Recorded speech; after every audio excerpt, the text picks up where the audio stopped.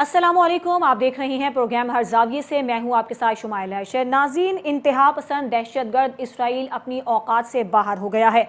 गजा के अस्पताल को भी ना छोड़ा और वहशियाना बमबारी की, जिसके नतीजे में तकरीबन बताया जा रहा है कि 800 फ़लस्तीनी जो उस अस्पताल के अंदर मौजूद थे, जिनमें मरीज शामिल हैं, डॉक्टर्स शामिल हैं और दीगर अमला शामिल हैं, वो शहीद हो गए हैं। अगर मजमूई तौर पर बात की जाए तो फ़लस्तीनियों की तादाद जो शहीद हुई है इसराइली बमबारी के नतीजे में, वो 3,500 से तजावुज़ कर गई है। और एक बहुत बड़ी तादाद ऐसी है जो कि अभी तक जो इमारतें हैं उनके नीचे दबे हुए हैं। और अफसोस की बात यह है कि इस सारे अमल में अमरीका और बरतानिया इसराइल के साथ खड़े हैं। अमरीकी सदर जो बाइडन इसराइल पहुंच गए, उन्होंने इसराइली वज़ीर आज़म से मुलाकात की और उन्हें मुकम्मल हिमायत की यकीन दहानी भी उनकी जानिब से करवा दी गई है। अब सवाल ये पैदा हो रहा है कि इस सूरत हाल का नोटिस लेने वाले इदारे कहाँ हैं, वो मुमालिक कहाँ हैं, और क्या अमरीका और बरतानिया इसराइल को लगाम डालेंगे या इसी तरह से उनका साथ देते रहेंगे, और इसराइल की इस हरकत पर इसराइल पर क्या पाबंदियां आयद की जाएंगी। और दूसरी ये बात बहुत अहम है कि ईरान, रूस और चाइना पर तो पाबंदियां लगा दी जाती हैं, लेकिन इसराइल पर भी क्या कोई पाबंदी लगाएगा। और मुस्लिम उम्मा के लिए फौरी इकदाम उठाना अब नागुज़ीर क्या हो गया है, क्योंकि जिस तरह से अभी फ़लस्तीनियों को ज़रूरत है मदद की, वो उस तरह से की नहीं जा रही है सिवाय मजम्मतों के। इस पर बात होगी। इसके अलावा एक और अहम मामला है मुस्लिम लीग नून के कायद नवाज शरीफ की वतन वापसी का। 21 अक्टूबर को वो वतन वापस आ रहे हैं। नून लीग की जानिब से भरपूर तैयारियां की जा रही हैं, क्योंकि उनकी गिरफ्तारी का खदशा ताहाल मौजूद है। लिहाजा इस्लामाबाद हाई कोर्ट में उनके लिए हिफाजती जमानत की एक दरख्वास्त दायर की गई, जिस पर आज समाअत भी हुई और कल तक के लिए यह समाअत मुलतवी कर दी गई है। हम बात करेंगे कि 2 केसेस में उन्हें सज़ा हुई है, तो उनके पास कानूनी ऑप्शंस क्या हैं, क्या उनके पास बचत का कोई रास्ता है, क्योंकि आज ये अदालत में कहा गया है कि पहले भी इस तरह की मिसालें हैं कि अगर कोई मुलजिम सरेंडर करना चाहता है अदालत के सामने तो उसे रियायत दी जाती है। इसके अलावा लाहौर हाई कोर्ट ने एफिडविन केस में हनीफ अब्बासी को भी आज बरी कर दिया है और पीपल्स पार्टी भी पंजाब में खासी मुतहर्रिक है। सिंध में नून लीग को कौन कौन टफ टाइम दे सकता है, ये भी बड़ा अहम मामला है। और इलेक्शन से कबल सियासी जमातों की सरगर्मियां क्या चल रही हैं मुल्क भर में, इस पर भी आज के प्रोग्राम में डिस्कस करेंगे। एक और बड़ी खुशखबरी हमारे लिए ये है कि पाकिस्तान का दिफा हर आन बहुत ज़्यादा मजबूत है और पाकिस्तान की जानिब कोई दुश्मन मैली आंख से नहीं देख सकता है। आपको बताएं कि ISPR ने अबाबिल वेपन सिस्टम का कामयाब तजर्बा कर लिया है। यकीनन ये हमारे लिए एक बहुत बड़ी खुशखबरी है। पाकिस्तान का दिफा मजीद मजबूत हो गया है। इसके अलावा मुल्क में जारी इलेक्शन की तैयारियों के हवाले से भी बात होगी और तहरीक इंसाफ की जानिब से इलेक्शन कमीशन में इंतखाबी निशान पर तफसीली फैसला जारी करने की दरख्वास्त भी दी गई है। अब सवाल यह है कि क्या तहरीक इंसाफ बल्ले के निशान पर आइंदा होने वाला इलेक्शन लड़ सकेगी, क्योंकि तहरीक इंसाफ के हालात आजकल खासे ख़राब हैं। इसके अलावा कुछ और अहम मामलात हैं। बिजली चोरों के खिलाफ भी मुल्क भर में कार्रवाइयाँ की जा रही हैं, वहाँ से कितनी रिकवरी हुई है और कहाँ तक ये मामला पहुँचा है, ये भी आज प्रोग्राम के हिस्से में हम बात करेंगे। अपने मेहमानों से मैं आपका तारुफ करवा देती हूँ। ब्यूरो चीफ इस्लामाबाद काशिफ रफ़ीक हमारे साथ मौजूद हैं, ब्यूरो चीफ लाहौर मुनव्वर भट्ट और ब्यूरो चीफ कराची इम्तियाज़ खान फरहान साहब। आप तीनों का बहुत शुक्रिया। सबसे पहले काशिफ, आप हमें बताइएगा, अब तो इंतहा हो गई, हद हो गई, जंगी कवानीन की खुल्लम खुल्ला खिलाफ वर्जी, अस्पताल को निशाना बनाया, बहुत बड़ी तादाद फ़लस्तीनियों की शहीद हो गई। कहाँ हैं वो इदारे जो दीगर ममालिक पर तो पाबंदियाँ आयद कर देते हैं, लेकिन इसराइल के जो हरकतें हैं वो उनकी नज़रों से ओझल हैं? बिस्मिल्लाहिर्रहमानिर्रहीम। शुमाइला, जो इस टाइम गज़ा की सूरत हाल है और बिलखसूस जो हॉस्पिटल के ऊपर कार्रवाई की इसराइल ने हालिया, इसके ऊपर जितनी मजम्मत की जाए कम है और मुस्लिम उम्मा को बिलखसूस यकजान होके इसराइल की मुरम्मत की तैयारी करनी चाहिए। जिस वक़्त कोई भी शख्स, कोई भी मुल्क, कोई भी फोर्स जो ताकत के बदमस्त नशे में इस कदर आगे चले जाए कि वो ना बच्चों को छोड़े, ना निहत्ते शहरियों को छोड़े, ना हॉस्पिटल्स को छोड़े, ना स्कूलों को छोड़े, तो ऐसे लोगों के सामने इंसानी हकूक़ की बातें करना, हॉस्पिटल का एहतराम करना, स्कूलों का एहतराम करना, निहत्ते शहरियों का एहतराम करना, बच्चों का एहतराम करना, ख़वातीन का एहतराम करना, बुजुर्गों के लिए एहतराम की बात करना, उनके सामने ऐसे जैसे भैंस के सामने बीन बजाने के मुतरादिफ हो। मैं ये पहले दिन से इस बात पे कन्विंस हूँ कि इसराइल एक बहुत बड़ी मुनाफिकाना सोच के ऊपर बेस करते हुए अपनी कार्रवाइयां कर रहा है और पूरी दुनिया के जो ताकतवर 3 ममालिक है उसकी मईशत को जकड़ा भी इसीलिए गया इसराइल ने कि वो जब चाहे जिसको चाहे अपनी तरफ मोड़ ले। आप देखिए कि ये वही इसराइल है जो अक़वाम मुत्तहिदा में खड़ा होकर कहता था कि पाकिस्तान में इंसानी हकूक की जो है वो आज़ादी सल्ब हो रही है, वहां पे इंसान के बुनियादी इंसानी हकूक डिस्टर्ब हो रहे हैं, और एक सियासी जमात के हवाले से ये बात गुफ्तगू कर रहा था। ये इसराइल के लोग थे। आज वही इसराइल निहत्ते फलस्तीनियों पे, गजा के शहरियों पे बमबारी कर रहा है और उसको इस बात का तरद्दुद भी नहीं है। और जुल्म यह है कि अपने आप को जमहूरियत का चैंपियन कहने वाले अमरीकी सदर उनकी पुष्टपराई में खड़े हैं। उनको ये भी सोच रही है कि हम जो बात कह रहे हैं, जिस बात के ऊपर सारी जिंदगी सियासत की, उसमें कितना कंट्राडिक्शन है जी। आप मुझे बताइए कि इस तरह की जंगों में एक तरफ आप कहते हैं कि अमन कायम कीजिए, एक तरफ आप कहते हैं कि चीजों को चलाइए, और दूसरी तरफ आप ना तो लोगों को छोड़ रहे हैं ना हॉस्पिटल्स को छोड़ रहे हैं। ये जो इस वक्त इसराइल पागल हो गया हुआ है, उसके पीछे असल वजह यह है कि तमाम तर कोशिशों और काविशों के बावजूद वो लोग जो हमास में उनके पकड़े हुए हैं, उनके पास मबूस है, उनको वो रिलीज नहीं करवा पा रहा, सही, जिसकी वजह से वो ये सारी कार्रवाइयां कर रहा है। मैं ये समझता हूं मुस्लिम उम्मा के अलावा रूस, चीन, सऊदी अरेबिया, टर्की, इनको सामने आना चाहिए और इसके ऊपर एक स्ट्रॉन्ग होल्ड, एक गुफ्तगू होनी चाहिए, और अगर उस गुफ्तगू के ज़रिए में इसराइल नहीं बाज आता तो फिर कोई ना कोई अमली इक़दाम उठाना चाहिए। बिल्कुल ठीक है। अच्छा मुनव्वर, आपसे मैं इस मामले पर बात करना चाहूँगी कि इससे बड़ी हिमायत की और क्या मिसाल होगी कि अमरीकी सदर जो बाइडेन इसराइली वज़ीर आज़म को ये कह रहे हैं कि अस्पताल पर जो हमला किया है वो हमें पता है कि इसराइल ने नहीं किया बल्कि वो फ़लस्तीन की एक जिहादी तंजीम ने किया है। इतना भरपूर ताउन अमरीका की जानिब से फराहम किया जा रहा है, लेकिन दूसरी जानिब जिस तरह से फ़लस्तीन को मदद की ज़रूरत है उस मामले में मुस्लिम उम्मा काफ़ी पीछे है। देखिए, ये पहले तो मैं जो अस्पताल में इंसिडेंट हुआ है जिसमें 600 से ज्यादा जो है मासूम लोग उनकी जाने गई है, उसकी भरपूर मजम्मत करता हूँ। और दूसरी बात ये है कि मैं पहले भी ये बात कर चुका था कि इस जंग में जो नुकसान सिर्फ फलस्तीनी अवाम का होगा, क्योंकि दूसरी तरफ जो जिहादी ग्रुप है उसके पास कोई खोने के लिए कुछ नहीं है, लेकिन फलस्तीनी अवाम जो है उन पर जुल्म के पहाड़ तोड़े जाएंगे, और वैसा ही हुआ उनकी लेकिन मुनव्वर, क्या अगर फलस्तीन को, हमास को मदद मिलती है दीगर ममालिक की, मुस्लिम ममालिक की या दीगर ममालिक की, तो क्या तब भी इसराइल का मुकाबला नहीं किया जा सकता? आपने बात की है, मैं उसी का जवाब दे रहा था। मैं सिर्फ ये है कि पहले मुझे अपने जज्बात का इजहार करना था कि जो वहां पे मैस किलिंग हुई है उसके ऊपर बहुत दिल दुखी है, बिल्कुल। लेकिन दूसरी तरफ जो आपने बात की अमेरिका वाली, तो अमेरिका के सदर ने जो मजम्मत की है और जो इल्जाम लगाया वो ऐसे नहीं लगा दिया, बल्कि अगर आपने आज इंटरनेशनल मीडिया देखा हो तो वहां पे जो इजरायली फौजी तर्जुमान थे उन्होंने एक ऑडियो जो रिलीज की थी जिसमें ये बताया जा रहा था कि भी ये जिहादी ग्रुप जो है उसकी कन्वर्सेशन टेप हुई थी और उसके हवाले से बताया जा रहा था कि इस तरीके से हमला करना है, ऐसे करना है, और यहाँ पे इस बच्चे बूढ़े किसी की परवाह नहीं करनी, इस तरह का इंसिडेंट होगा तो दुनिया जो है वो उठेगी। मैं ये बात नहीं कर रहा कि वो टेप दुरुस्त है या गलत है, लेकिन मैंने सिर्फ ये है कि जो उस इंसिडेंट के ऊपर प्रेशर बना है इसराइल के ऊपर, उसमें अपनी सफाई देने की एक एफर्ट की है। तो मतलब ये है कि जो दुनिया के जो इंसाफ और इंसानियत पे यकीन रखने वाले ममालिक है, वहां पे उनकी तरफ से इसराइल पे प्रेशर बढ़ा है।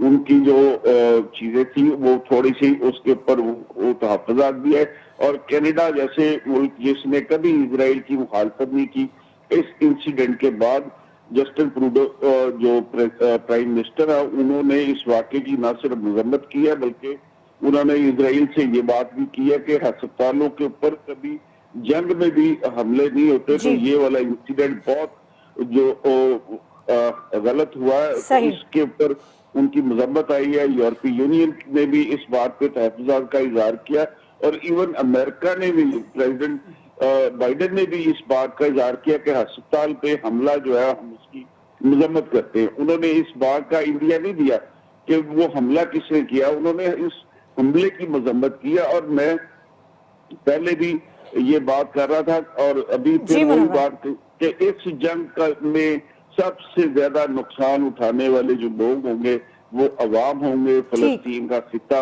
अब वो मजीद इसराइल का बॉर्डर को तोसी देने का एक बाइस बनेगा। सही, ठीक है। इम्तियाज साहब, आलमी दुनिया का प्रेशर अब इसराइल पर पड़ रहा है। देखिए, आलमी दुनिया प्रेशर बढ़ा ही नहीं रही। मैं पहले दिन से एक बात कर रहा हूँ कि जिस दिन फ़लस्तीन और इसराइल की जंग इस्टेब्लिश हो गई उस दिन पूरी दुनिया खड़ी होगी, राइट और रॉन्ग जो भी आप बात करें। इस वक्त इसराइल के साथ जो हम कहते हैं रियलिटी के साथ हमें चलना चाहिए कि इस वक्त पूरी नेशन या जो भी कहें, जिन बड़े ममालिक को हम कह रहे हैं, वो इसराइल के साथ खड़े हुए हैं कि एक ग्रुप ने हमला किया था इसराइल के ऊपर, जो जिसको अब जिहादी का वो नाम दे रहे हैं और उसको हम हमास कहें या दूसरी चीज़ें कहें, वो पूरी दुनिया में इस्टेब्लिश हो चुका है। इसकी एक बहुत बड़ी मिसाल आपको कल के हवाले से मिलेगी। आई थिंक यूके का ही था कि जब लोग फ़लस्तीन की हिमायत में निकले थे और एहतजाज कर रहे थे, तो शायद बीबीसी की खबर चली, उसमें हमास की हिमायत का डाला उन्होंने, तो लोगों ने रिएक्ट किया नेगेटिवली। उन्होंने कहा हम फ़लस्तीन के साथ खड़े हुए हैं, तो बीबीसी को माजरत करनी पड़ी कि जी हाँ, ये फ़लस्तीन के लिए। हम बहुत जो है ना बड़े जज्बात में पता नहीं क्या क्या बात करते हैं। देखें, अभी भट्ट साहब ने जो बात की है, ये एवं तो नहीं है ना, पूरी इंटरनेशनल मीडिया इस बात को कह रहा है कि जनाब वो इसराइल शायद, देखें मौला अली का कौल है कि शक कुफर के मुतादिफ होता है, जहाँ शक पैदा हो जाए वहाँ कुफर आगाज़ हो जाता है। शक पैदा कर दिया उन्होंने कि जनाब ये हॉस्पिटल इसराइल ने हिट किया है या लोकल जिहादी तंजीम ने किया है, अपने आप को मजलूम साबित करने के लिए या इसराइल पर प्रेशर करने के लिए। अब ये शक आ गया, इन्वेस्टिगेशन हो, एक कन्वर्सेशन सामने आ गई, एक चीज़ के जनाब ऐसे ऐसे गुफ्तगू हो रही है, गलत या सही, ये बात की बातें, वो काम हो गया। मीडिया के अंदर जो काम करना था वो कर दिया। और कल हम जो कामयाबी है, एक बहुत बड़ी कामयाबी जो सामने आई है वो ये आई है कि सऊदी अरब की जानिब से कि बाकायदा कैबिनेट का एक डिसीजन सामने आया है कि 1967 का जो स्टेटस है सही फ़लस्तीन का और इसराइल का, उस स्टेटस के साथ दो स्टेट की बात की जाए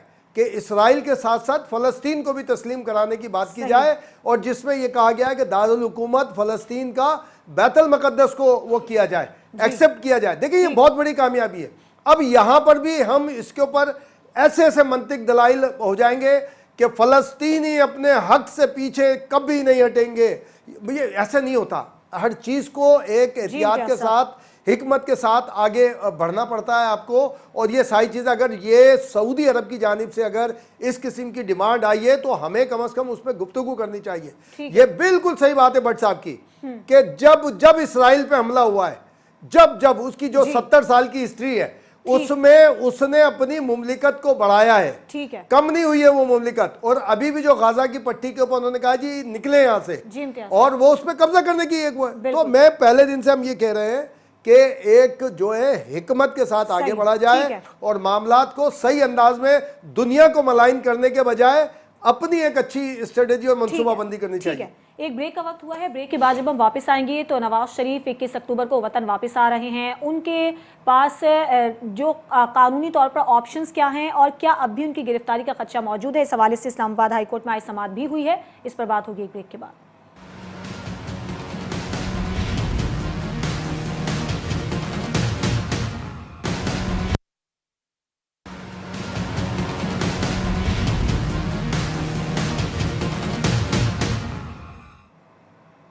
वेलकम बैक। हम बात करेंगे नवाज शरीफ के वारंट गिरफ्तारी मनसूख करने की दरखास्त आज इस्लामाबाद हाईकोर्ट में दायर की गई थी और उस पर समाअत भी हुई है। नवाज शरीफ ने 21 अक्टूबर को वापस आना है, उनके पास कानूनी ऑप्शंस क्या मौजूद हैं और आज इस समाअत में क्या रिमार्क्स दिए गए हैं, इस पर भी हम बात करेंगे। मुनव्वर साहब, बताइएगा क्या क्लीन चिट मिल जाएगी कायद मुस्लिम लीग नून को? शुबैला, सबसे पहले तो ये बात करूँगा कि इसी पीर के वाले दिन हमने ये इस सब्जेक्ट के ऊपर बात की थी और मैंने आपको बताया था कि नवाज शरीफ का जो है पाकिस्तान वापसी का प्लान जो उसमें थोड़ी सी तब्दीली हुई है। अब वो इस्लामाबाद लैंड करेंगे और वहां पे उनकी प्रोटेक्शन बेल जो है उसके ऊपर काम होगा। तो आज उस खबर के मुताबिक आज जो मुस्लिम लीग के वकला थे उन्होंने इस्लामाबाद हाईकोर्ट से रजू किया प्रोटेक्शन बेल के हवाले से, और एहतसाब अदालत से भी बात की है। वहां पे भी उन्होंने इंश्योर किया कि भी नवाज शरीफ वापस आ रहे हैं तो अदालत में पेश होना चाहते तो उनको बेल ग्रांट की जाए। तो ये वाला पहला सब्जेक्ट तो वो हो गया। जिस तरह के हमने इस प्रोग्राम में बात की थी उसी तरह ये चीजें हुई हैं। और मुझे इस बात में कोई शक नहीं है कि नवाज शरीफ साहब को जो है वो बेल मिल जाएगी, क्योंकि वो भागे नहीं थे। अदालत की इजाजत के साथ वो बैरून मुल्क इलाज कराने गए थे और जैसे ही उनका इलाज मुकम्मल हुआ तब वो वतन वापस आ रहे और वतन वापस आके वो अदालत के सामने सरेंडर करने जा रहे, तो उनको बेल मिल जाएगी। और इसकी पहले बहुत सी मिसालें मौजूद है जो कि उनके वकला अदालत में पेश कर चुके हैं। और कल नैब की जो प्रोसिक्यूटर है उनको भी कहा है, नैब हुकाम को भी बुलाया गया, वो अदालत में आके अपनी स्टेटमेंट देंगे कि क्या है उनको बेल देने पे कोई इतराज है या नहीं है। तो मेरा नहीं ख्याल कि भी इस तरह की कोई चीज होगी। नैब के जो वकील है उन्होंने तो आज कह दिया कि उन्हें अगर प्रोटेक्टेड बेल मिल जाती तो उस पर उनको कोई इतराज नहीं हुआ। तो ये है। अब नवाज शरीफ की तैयारियों के ऊपर सारा मामला चल रहा है कि नवाज शरीफ वापस आके तो वो लाहौर में जो होने वाला जलसा है उसमें क्या करेंगे। तो ये उसकी भी थोड़ी सी अपडेट दी है कि वो लाहौर एयरपोर्ट पे उनके साथ 150 बंदा साथ में होगा, जो कि 2 बसों में बैठ के वहां से जलसा गाह पहुंचेगा और नवाज शरीफ साहब वहां से चौपर से जलसा गाह जाएंगे। और जलसा में उनके पहुंचने से पहले जितने लीगी कायदीन है वो उनके खिताब हो जाएंगे। और वहां पे पहुंचने के बाद 6:30 बजे या 6 बजे का टाइम दिया गया, जब वो नवाज शरीफ साहब वहां पे मीनार पाकिस्तान ग्राउंड में पहुंचेंगे और वहां पे अपना खिताब करके आइंदा का लायामल उसका ऐलान करेंगे। ठीक है। इम्तियाज साहब, आप हमें बताइएगा, नवाज शरीफ की वापसी की इस्तकबाल की तैयारियां हो रही हैं, सिंध में क्या प्लान तरतीब दिया गया है? और दूसरा ये हमें बताइएगा कि सिंध में नून लीग को कोई टफ टाइम दे सकता है, यहाँ पर क्या सियासत है उनकी? देखिए, वो 20 तारीख को यहाँ पर जो प्रोग्राम हुआ है, बशीर मेमन साहब की सरबराही में जो कमेटी बनाई गई है वो विज़िट कर रही है, मिल रही है, यानी वकला से भी उन्होंने मुलाकात की, जर्नलिस्ट कम्युनिटी से भी उन्होंने मुलाकात की, इनविटेशन जो होती है उस तरह से। और 20 तारीख को यहाँ से एक ट्रेन रवाना होगी जो कि 11 बजे का टाइम हमें सुबह बताया गया है सिटी स्टेशन से। और मुख्तलिफ जो बड़े बड़े शहर हैं वहाँ पे स्टॉप थोड़ी देर के लिए करते हुए वो लाहौर के लिए रवाना होगी। और ज़ाहिर है कि दूसरे वेरी नेक्स्ट डे वो लाहौर के अंदर होगी, जो यहाँ पर बताया। इसके अलावा और कोई इस तरह की कोई एक्टिविटी यहाँ पर नहीं है, यानी कि इजलास हो रहे हैं मुसलसल। 2 रोज़ पहले लॉयड्स उनके जो पाकिस्तान बार के साबिक सदर हैं यासिन आज़ाद साहब ने एक प्रेस कॉन्फ्रेंस की थी और उन्होंने लॉस के मुतालिक बताया था।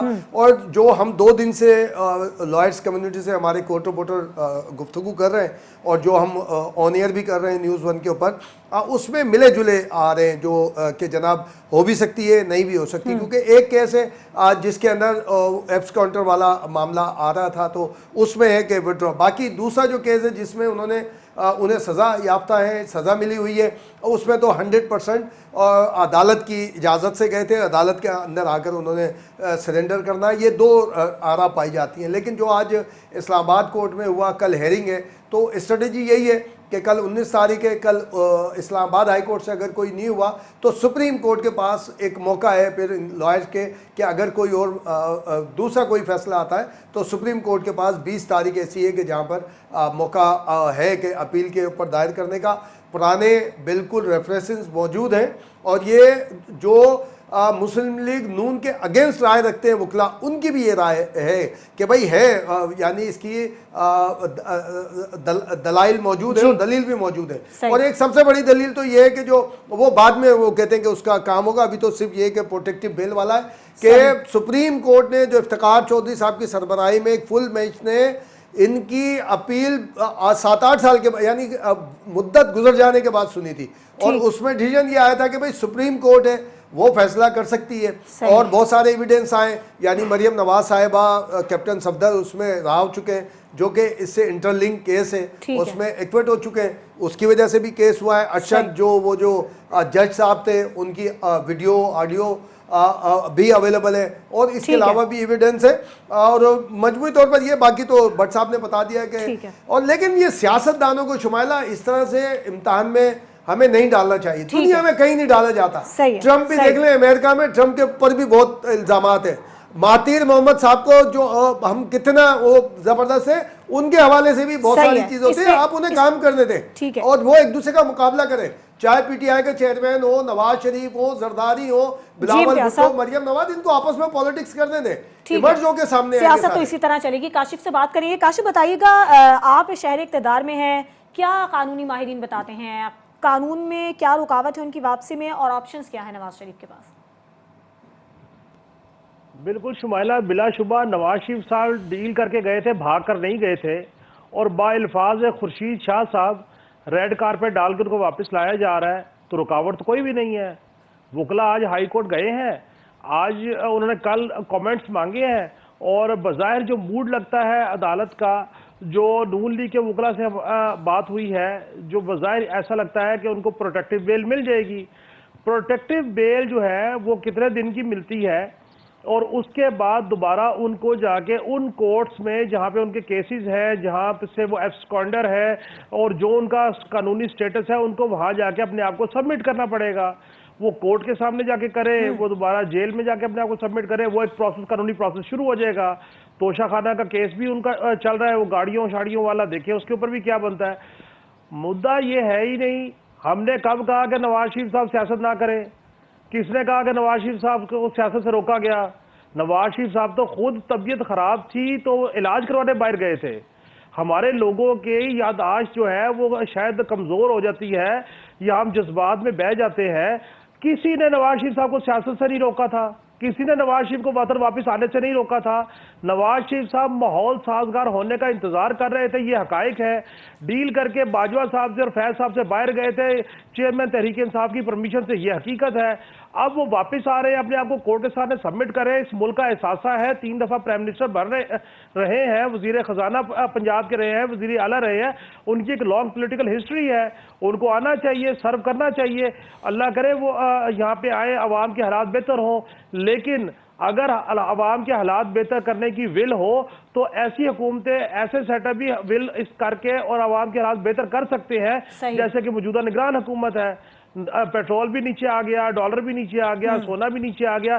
तो अगर काकड़ साहब तो जिंदगी में पहली दफा प्राइम मिनिस्टर बने हैं, इसका मतलब यह है कि एक यकसू पॉलिसी चल रही है। आर्मी चीफ साहब जो उनसे उनकी पॉलिसी है, उसकी इंप्लीमेंटेशन चल रही है और उससे चीजें नीचे आ रही हैं। इन जमहूरी लोगों ने अवाम को सहूलियात दी महंगाई की सूरत में। मैं इससे ज्यादा क्या कमेंट करूं? नहीं काशिफ, देखो अगर आप इतनी बात करें तो केयर टेकर गवर्नमेंट में फवाद अहमद फवाद भी हैं और चीमा साहब भी हैं जो अहम पोस्ट पर हैं, तो उन्हें भी क्यों क्रेडिट नहीं देते? हाँ जी, सुन लें, क्यों नहीं क्रेडिट देते? क्रिटिसाइज करते मैं देने को तैयार हूँ, मैं देने को तैयार हूँ हजूर। फवाद साहब इस मुल्क में 35 साल सर्व किया उन्होंने, प्रिंसिपल सेक्रेटरी रहे, एक इदारा उन्होंने प्राइवेटाइज नहीं किया। आज चीमा साहब ने जो सा वो शहबाज शरीफ के साथ हुकूमत की, एक काम बता दें उन्होंने ब्यूरोक्रेसी के लिए किया हो। ये तो कंटिन्यूटी ऑफ पावर कर रहे हैं। ठीक है, इसमें हम बात करेंगे फिर कभी, लेकिन अभी एक ब्रेक का वक्त हुआ है। ब्रेक के बाद जब हम वापस आएंगे तो पीटीआई इंतखाबी निशान पर तफसीली फैसला जारी करने की दरख्वास्त कर चुकी है कि आइंदा आने वाले इलेक्शन में बल्ले के निशान पर तहरीक इंसाफ इलेक्शन में हिस्सा ले सकेगी। इस पर बात होगी एक ब्रेक के बाद।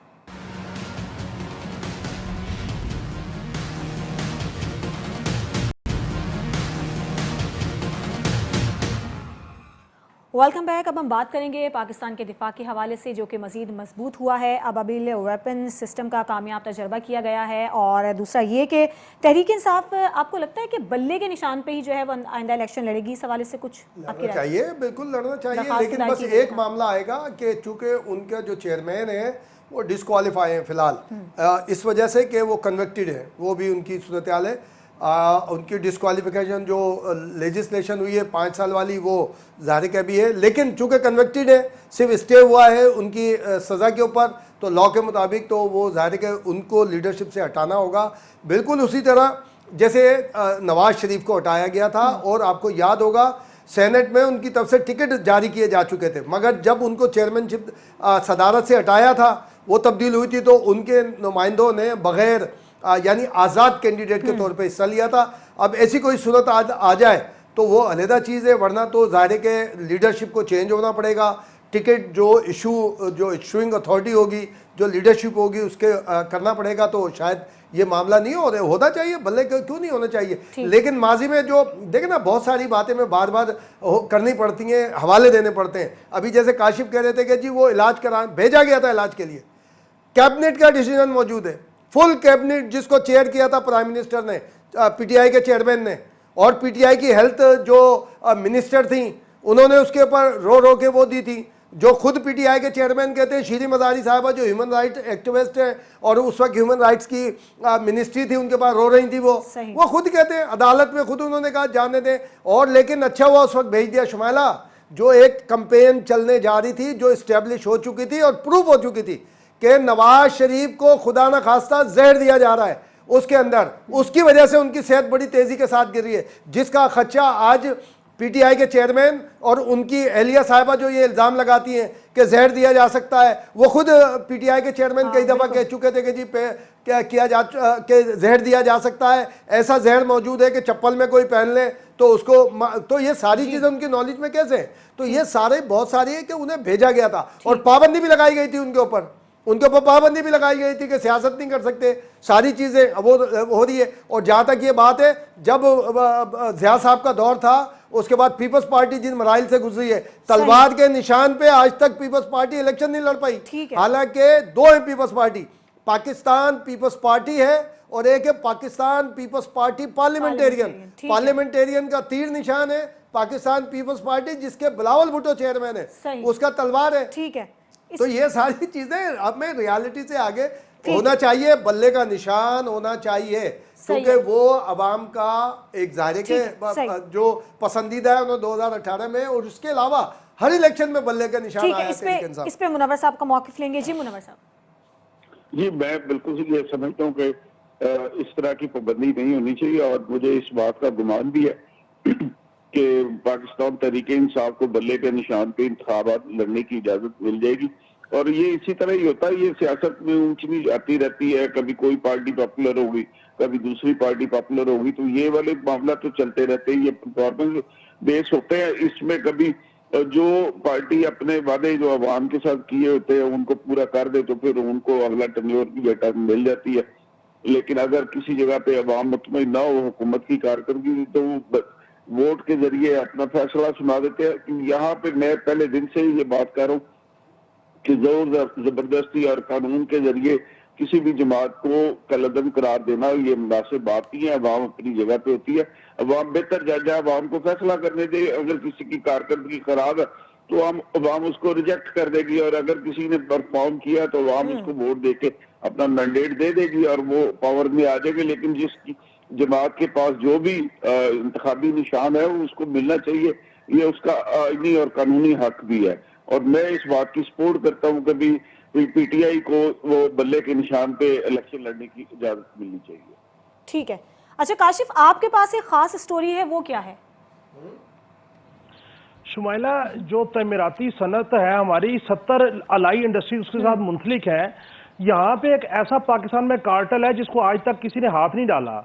तो मैंने सोचा कि मैं आर्मी चीफ साहब से रिक्वेस्ट करूं इस स्क्रीन के जरिए, अपने प्रोग्राम के जरिए, और उनकी मैं तवज्जो इस तरफ मबजूल कराऊं कि सीमेंट इंडस्ट्री जो है एक बहुत बड़ा कार्टलाइजेशन है। इनकी एक एसोसिएशन है, all Pakistan cement manufacturing association. इन्होंने अब क्या किया कि इनकी टोटल जो खपत है, जो ये टोटल पैदावार कर सकते हैं, वो है 43,20,000 बैग्स ये डेली इनकी प्रोडक्शन है सीमेंट की, और 2,16,000 टन इसको बोलते हैं। लेकिन ये इन्होंने एक कार्टेल बनाया हुआ है और उस कार्टेल में 90,000 टन जो है ये इसकी प्रोडक्शन डेली करते हैं तमाम सीमेंट फैक्ट्रियां मिला के, जो कि 18 लाख बैग बनते हैं। ये 40% प्रोडक्शन है इनकी पूरी कैपेसिटी से, जिसके बाद आप शॉर्टफॉल ऑफ मार्केट को इसमें माल फेंकते हैं और आपका प्राइस जो है वो ऊपर चला जाता है। आज सीमेंट की बोरी 1150 से 1200 रुपए फरोख्त हो रही है। अगर ये सीमेंट फैक्ट्रीज जो है ये फुल स्ट्रेंथ से अपनी प्रोडक्शन करें तो ये सीमेंट जो है कम से कम 200 से 300 रुपए नीचे आएगा, और इससे जो आपकी ये तमीराती सनद है, कंस्ट्रक्शन का बिजनेस है, ये ग्रो करेगा, और इससे अलाई जो 70 इंडस्ट्री है उसमें लोगों को रोजगार मुयसर आएगा। मैं ये समझता हूं कि इस कार्टलाइजेशन को भी एड्रेस करना चाहिए, चूंकि कोर कमांडर कॉन्फ्रेंस में ये बात का इयादा किया गया था कि किसी किस्म के कार्टलाइजेशन को जो है वो पनपने नहीं दिया जाएगा। अगर सीमेंट इंडस्ट्री के कार्टलाइजेशन ऑर्गेनाइजेशन के ऊपर हाथ डाला जाए, इनको चेक एंड बैलेंस किया जाए, इनकी जो प्रोडक्शन कास्ट है उसका और इनकी सेल का अहाता किया जाए, ऑडिट कराया जाए, तो आपको पता लगेगा कि ये किस तरीके से मनूवर कर रहे हैं चीजों को। और अगर ये सीमेंट की जो बोरी है ये 200 से 300 रुपए नीचे आ जाए तो मैं ये समझता हूं जो इंडस्ट्री है वो ग्रो करेगी और लोगों के लिए आसूदगी पैदा होगी। ये एक मखसूस लोग हैं सीमेंट के जिनकी फैक्ट्रीज है और वो आपस में बैठ के तय करते हैं कि अब हमने प्रोडक्शन जो है वो 18 लाख पर डे बैग करनी है या कम करनी है या नीचे करनी है, ताकि मार्केट के ऊपर जो प्राइस है उसका कंट्रोल रहे।